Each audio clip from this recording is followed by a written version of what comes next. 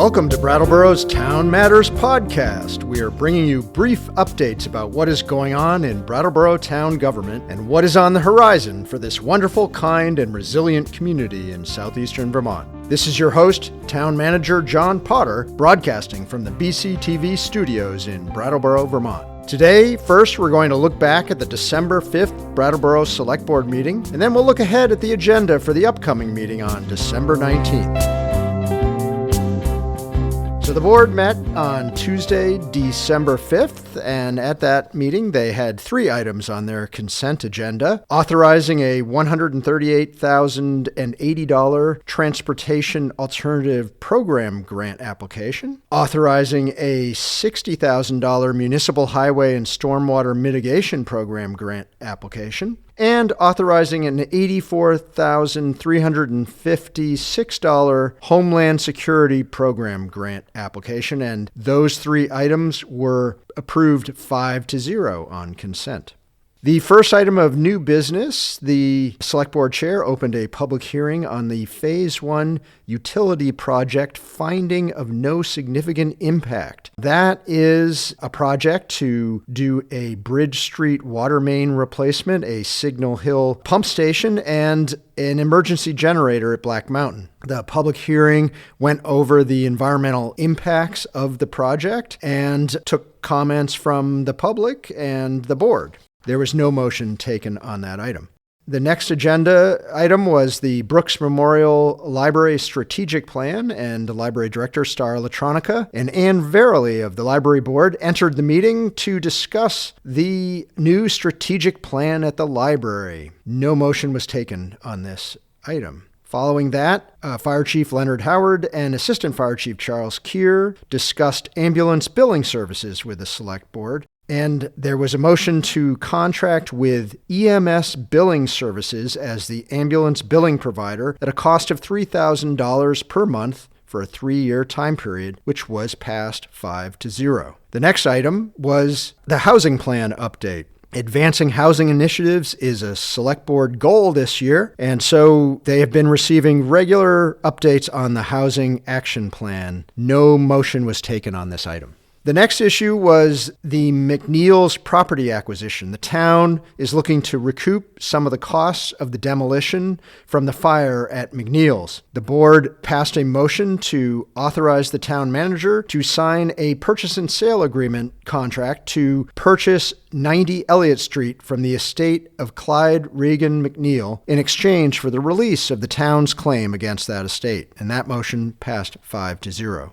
The following item was an FY25 budget update, including a revised base budget, which was presented to the board. The next step is for the board to consider budget alternatives and questions for staff. During this item, the board requested that the town manager prioritize the possible additions to the base budget as additional information for their next meeting. No motion was taken on this item. The final issue taken up at the December 5th Select Board meeting was options to address panhandling. Staff summarized the community's expressed concerns around panhandling and discussed options to consider, such as passing ordinances or putting up signs to discourage the practice. However, this item concluded without any agreement on a clear direction to move forward, except to come back on the concept of safety zones. And that was the meeting of December 5th. The next Select Board meeting is on Tuesday, December 19th at 6:15 p.m. in the Select Board meeting room at 230 Main Street. And on this agenda are 7 items for consent: a Municipal Energy Resilience Program mini grant acceptance and appropriation of $4,000, authorizing application for a fire training grant, approving final changes to certify the 2023 grand list to the state, authorizing a Vermont State Revolving Fund loan agreement in the amount of $450,000, accepting and appropriating an $845,000 grant for the 2022 Scattered Site Grant with Wyndham and Windsor Housing Trust, authorizing a $12,443 increase to the Land Records Digitization Project, and finally, authorizing application for a grant to the Department of Libraries for a $20,000 grant. On new business for December 19th is one item, and that is budget review. It is budget time, and the board will be getting further updates and having further discussions on the FY25 General Fund and Capital Fund budgets, as well as the American Rescue Plan Act budget. That is the meeting of December 19th. For announcements, I have the following.